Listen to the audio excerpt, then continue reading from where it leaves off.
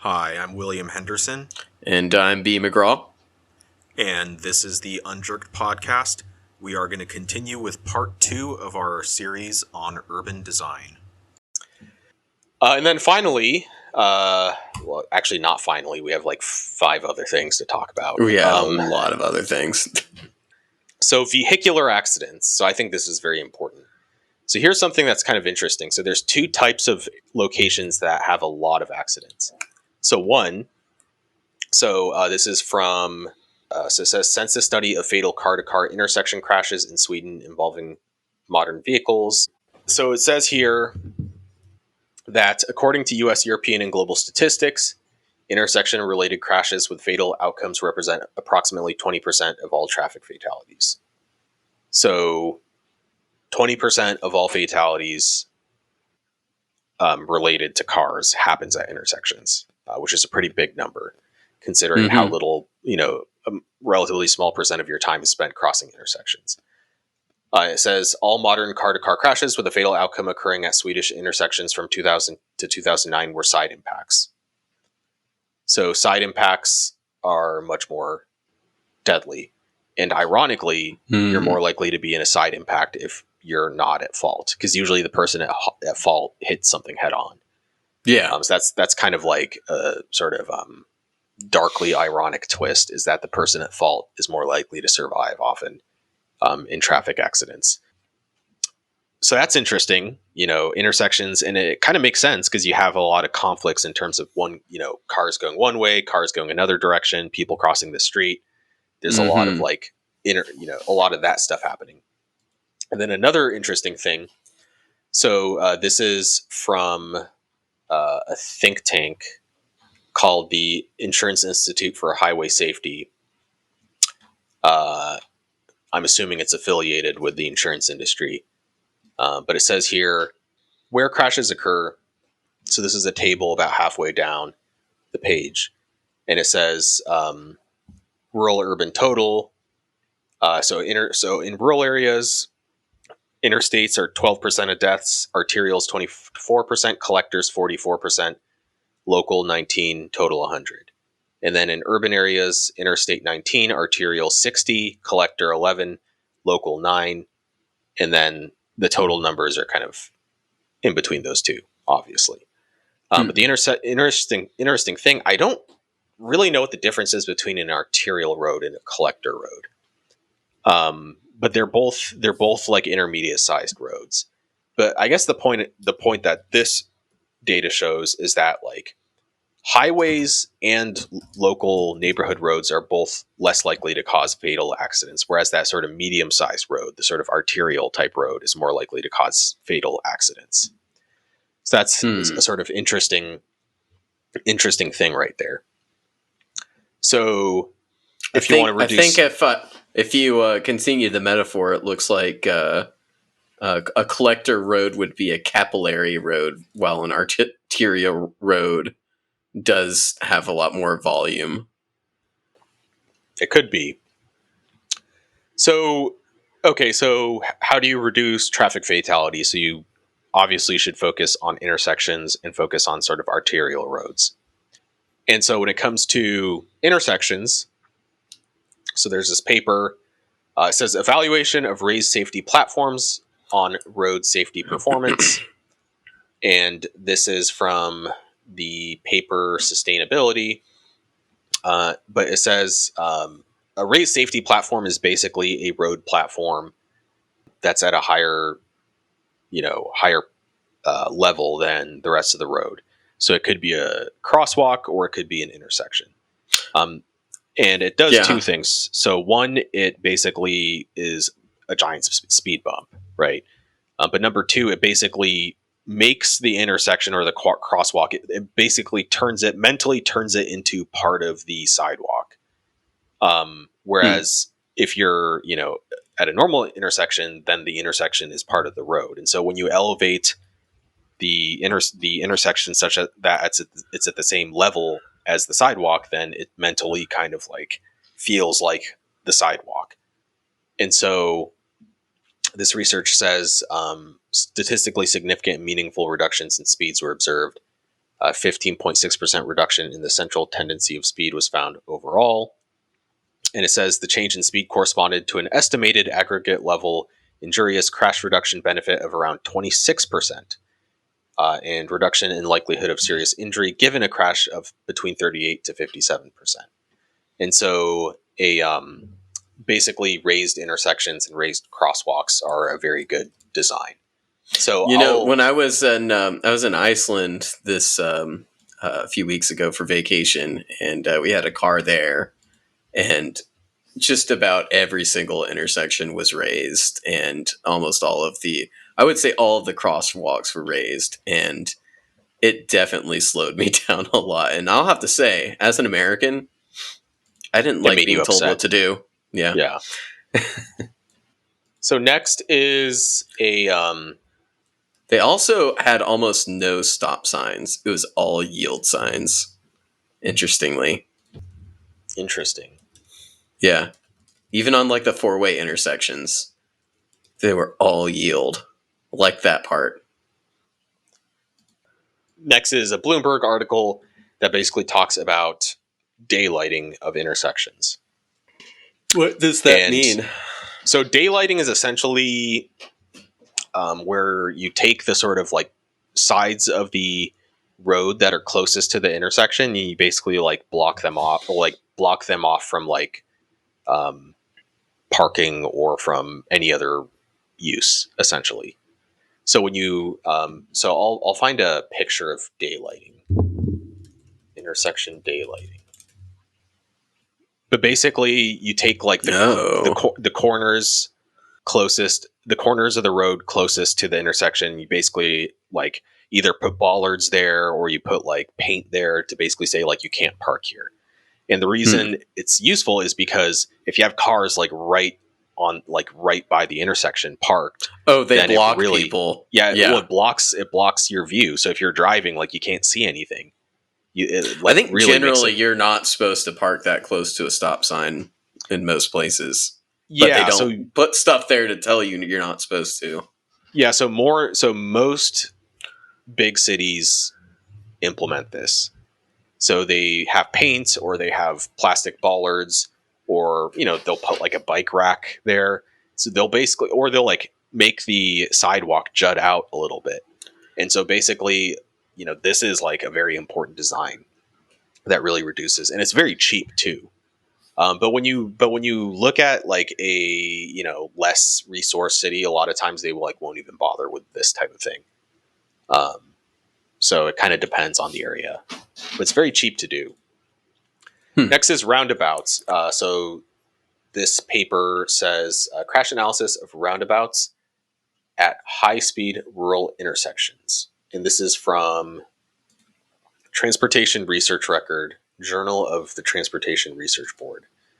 It says research conducted a safety analysis of 17 intersections on high-speed rural roadways in the U.S. that were converted to roundabouts. The findings show an average injury crash frequency was reduced by 84%. Average injury crash rate was reduced by 89%. Angle crashes were reduced by 86%. And fatal crashes were reduced by 100%. So that's huge. And why do roundabouts work? They slow people down. People down. So, you have to, as you enter the roundabout, you have to yield to the people already driving inside the roundabout. So it kind of has a natural slowing effect. Whereas if you're at a, 4-way intersection with a light, people are zooming through the light. So if somebody runs a red light or something, then obviously that's dangerous. Another thing that happens is that there's a lot fewer the geometry has a lot fewer points of conflict. And so, when you look at, how many points are there, like two cars or two sort of lanes basically intersecting, it's basically like 8 points. So, there's 4 directions. In each direction, people are going in 2 different ways. So unless I'm thinking that wrong, there's like only about 8 different conflict points. Whereas for like a normal intersection, you have like 3 different ways each car can be turning at each side, and it just has like substantially larger number of conflict points where like 2 lanes cross paths. So geometrically, there's just fewer points of conflict. And usually when you have an accident, when you have a collision in a roundabout, it's usually like two cars sideswiping each other at like 20 miles an hour. So it's just not as dangerous. And when you're that's not that bad. And when two cars are sideswiping each other, then their relative velocities are actually pretty low because, you know, they're sort of like velocity towards each other because most of their velocity is kind of going in the same direction. So their relative velocities are actually quite low. And then the final thing, so there's this article from Strong Towns, which is a sort of nonprofit focused on urban design, among other things. And they're talking about the danger of slip lanes. So a slip lane is essentially when you have a four-way intersection, but there's like a special curved lane that allows like the rightmost lane to continue turning without stopping at all. I don't know if that makes sense at all. I know exactly what these are. And those are super dangerous. They always feel dangerous because I just feel like some driver is going to just go into them and not see me. Yeah, because the cars because it basically encourages speed. So cars cross through at a pretty high speed. So they're just not safe. So yeah, I mean, how do you improve intersections, you know, elevated intersections that are daylighted, or you do roundabouts? That's how you do it. I feel like multi-lane roundabouts really stress people out. Yeah, I would say so. They definitely get less practical the busier the road is. But I think I heard that in France they had to change the rules that you yield to the car entering the roundabout. Yeah, I think there's two. I think that's called a traffic circle. I think there's like a different phrase, like depending on which side yields. But so when it comes to arterial roads, we already talked about their danger.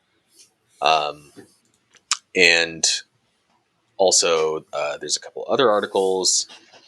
So there's this article called The Built Environment and Traffic Safety, a review of empirical evidence from the Journal of Planning Literature. And it says, the traffic environments of dense urban areas appear to be safer than the lower volume environments of the suburbs.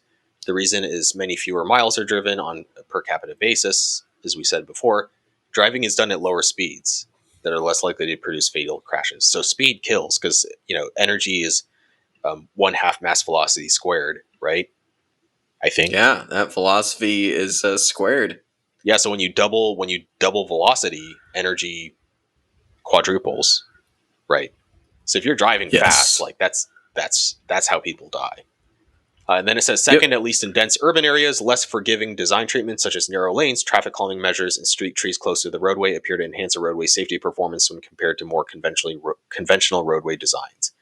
The reason for this apparent anomaly may be that less forgiving designs provide drivers with clear information on safe and appropriate operating speeds.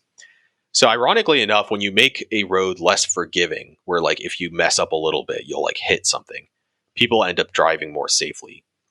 And so if you're driving down like a really narrow road that has trees lined on it, like people slow down. You know, like where do people drive fast? People drive fast when they have like really wide lanes, like four lane roads. And so there's a saying that I heard that like if you're driving on a road and one person's going 20 miles over the speed limit, then that's like, you know, horrible person who should be arrested.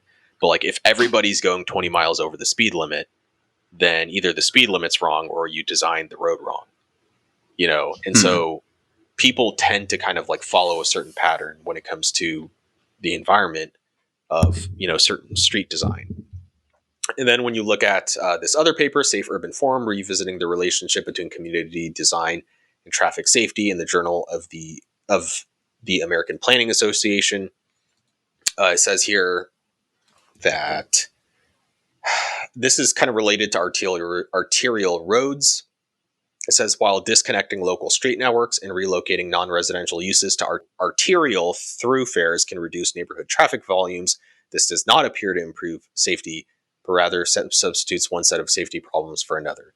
So they found that urban arterials, arterial-oriented commercial developments, and big box stores are associated with increased incidence of traffic-related crashes and injuries, while higher density communities with more traditional pedestrian-scaled retail configurations had fewer crashes.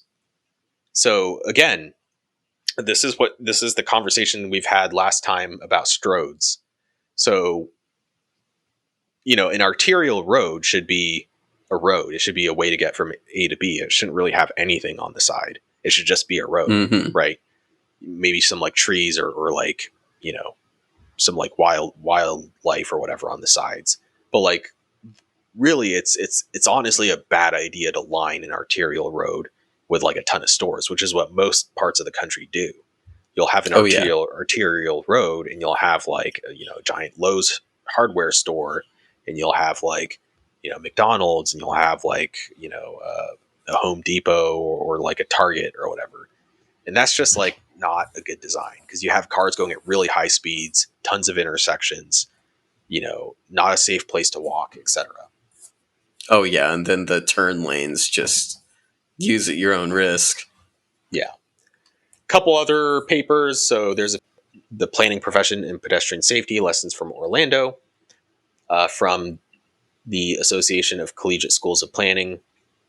And it says the case analysis relates the geographic distribution of pedestrian auto crashes to different types of streetscapes and alcohol impairment. Analysis implicates those segments of arterial roadways that are lined with strip commercial activities as an important factor in pedestrian industries and deaths.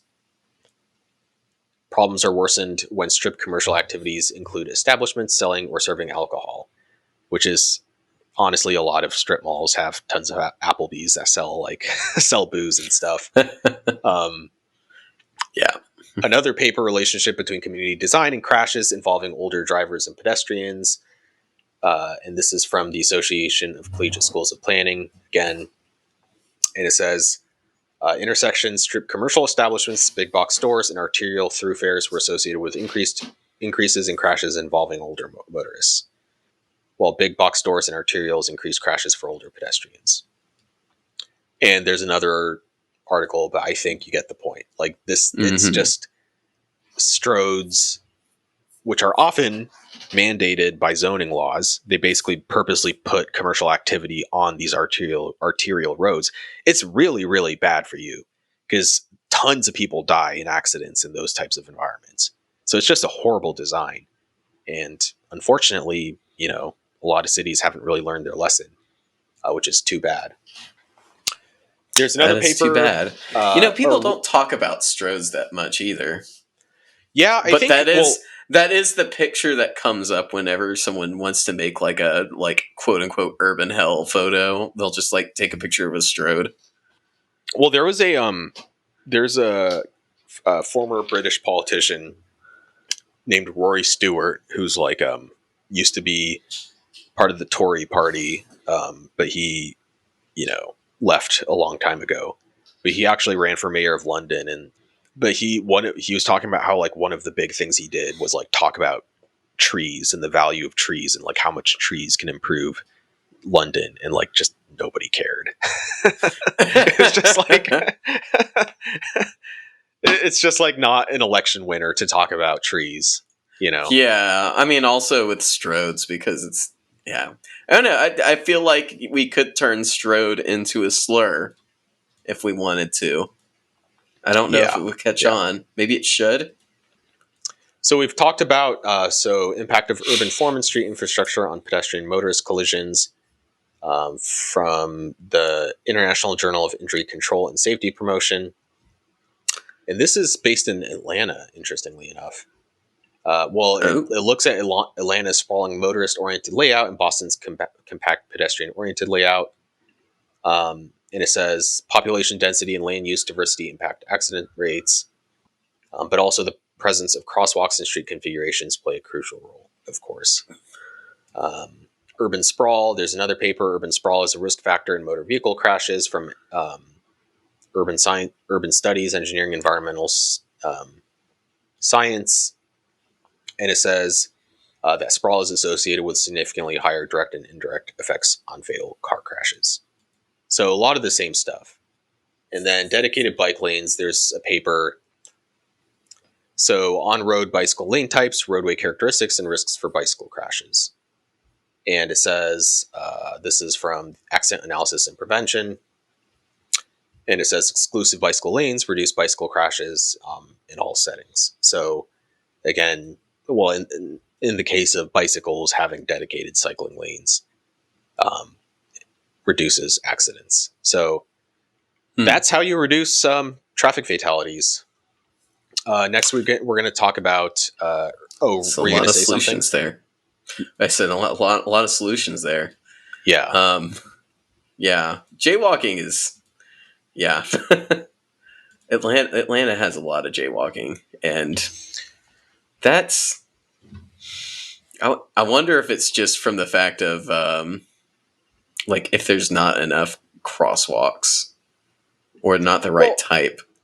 Also, like if you're in a neighborhood and you cross the street, or you cross, the little street in front of your house to go to like your neighbor's house across the street, like nobody really considers that jaywalking, because like No, it's once you have like a bigger road. When you're doing it on a strode, and also there are two different types of jaywalkers. There's and this is the type I am.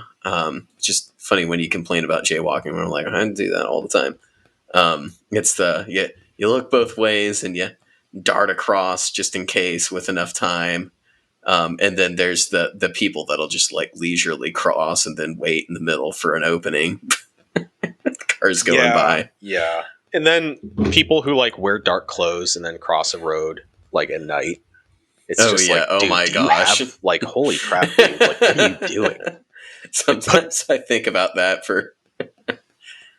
and I feel like the only time people like do anything about that is like I remember like anytime you're in Vegas, they make sure the streets like have barriers except at the crosswalks. Dude, and like I'm a fan of like reflective vests now. You got to have those reflective vests on. Are you wearing reflective vests all the time? No, I don't, because I run on this. I run on the sidewalks. I don't cross the road. If you're running on sidewalks and it's not like in a neighborhood where everyone's driving slow, you got to. When it comes to, so next we'll talk about urban heat. So now we're gonna look at another solution, or a same solution for a previous problem. So is it more trees? It's more trees. Yes. I knew it. So sustainable mitigation strategies for urban heat island effect in urban areas, published in Sustainability. And it says materials. So it talks about green infrastructure and sustainable materials. So it talks about reflective pavement, coating materials, color changing paint, blah, blah, blah. And then it also talks about green infrastructure like green roofs, green walls, green parking and pavements, shaded streets. So, that greenery, again, is, really helps with the shade. Next, greenery is mitigation and adaptation strategy to urban heat. In nature reviews earth and environment. And it says the absence of vegetation in urban areas contributes to the establishment of the urban heat island. Ooh, living in an oven. Mitigation includes greenery on the grounds, parks, and greenery on buildings, green roofs and green walls. So that'll do it. Yep. Next, there's an article, Urban Sustainability Through Pavement Technologies, Reducing Urban Heat Islands with Cool Pavements. And so they talk about reflective pavement, basically. And this is from, So what's reflective pavement? It's just pavement that's not as dark. Oh, so like cement versus asphalt? I guess, yeah. But yeah, I mean, it's, again, trees. And how do trees reduce heat? I mean, it provides shade. Instead of you absorbing the heat, the tree absorbs the heat. So physical sustainability. So I don't have a ton of citations on this, but obviously infrastructure that's right-sized for the environment is important. If you have a there was suburb, a Dwarkish. Do you listen to Dwarkish? No. They're pretty good. They had a podcast about how China overbuilt all of their infrastructure over the last 10, 15 years. Yeah. So the second part, so this is also from Strong Towns, and they're talking about how to start strengthening your town with incremental development. And they basically talk about how incremental, if you kind of like develop a ton of stuff all at once, you're taking a big gamble because you're building out a ton of infrastructure and you don't know what the actual demand will be. But if you kind of incrementally build out if you basically create an environment where it's like, hey, if you want to build, you can build, and individual developers build out as demand grows, instead of just like having a giant planned city where it's like, hey, let's build like freaking 50 blocks all at once, which it's like California City. Oh, is that the city where they like built it out, but like nobody actually moved there or something? Yeah, and it turned out it was a huge pyramid scheme. Yeah, I heard about that. Well, they built all the roads, and then they didn't build any infrastructure. And they have one road that looks normal, and everything else is just barren desert. But it's just in the middle of nowhere. Yeah, so there's a podcast on it. Highly recommend. Yeah, so incremental development, right-sized development. So, if it's an urban area, you don't need to build out as much amenities, because you can do like dirt roads, or you can do like septic tanks instead of, sewer systems, because the sort of less dense it gets, the less fiscally sustainable sort of intensive infrastructure gets.